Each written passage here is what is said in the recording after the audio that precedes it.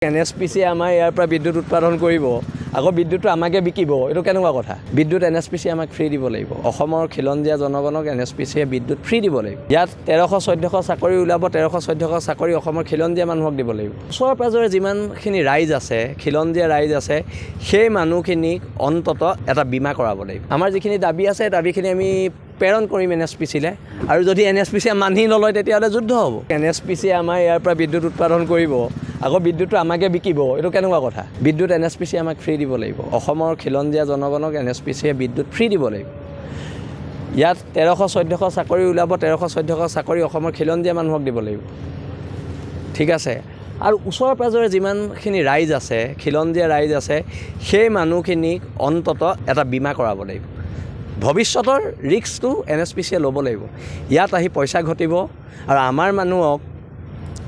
নিষেধ কৰিব জীৱন প্ৰণালী এটোতো হ'ব দিব নোৱাৰে এনে নেপকৈ ৰঙা নদীত যিটো তাণ্ডৱ কৰিছে নেপকৰ বিৰুদ্ধেতো আমি ব্যৱস্থা ল'মেই আৰু এতিয়া NSPCত এইখিনি দাবী আছে এইখিনি দাবী আৰু খোৱা পানীটো স্থায়ী সমাধান লাগিব আৰু এটা কথা হৈছে কি আমাৰ যিখিনি দাবী আছে দাবীখিনি আমি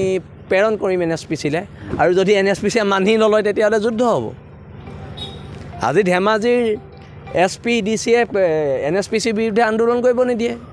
কি তেওঁলোকৰ মিলা প্ৰীতি আছে NSPCৰ লগত কি মিলা প্ৰীতি আছে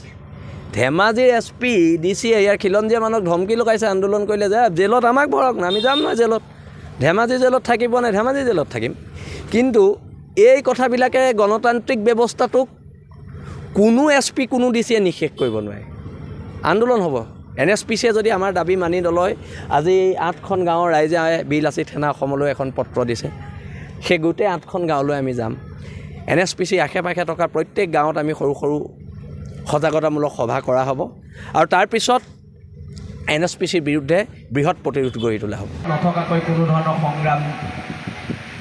নহয় আৰু এই 8খন গাঁৱৰ ৰাইজক খিলঞ্জীয়া ৰাইজক মই কৰজোৰে হাতযোৰ কৰিছোঁ আমালৈ এখন চিঠি দিয়াৰ বাবে আৰু আপোনালোকৰ বিপদত আমাৰ প্ৰত্যেক সৈনিক থিয় থাকিব এইটো আমি আপোনালোকক ইয়াৰ পৰাই আজি আশ্বাস দিছোঁ আৰু NSPCয়ে কোনো খিলঞ্জীয়া মানুহৰ ওপৰত অত্যাচাৰ কৰিব নোৱাৰিব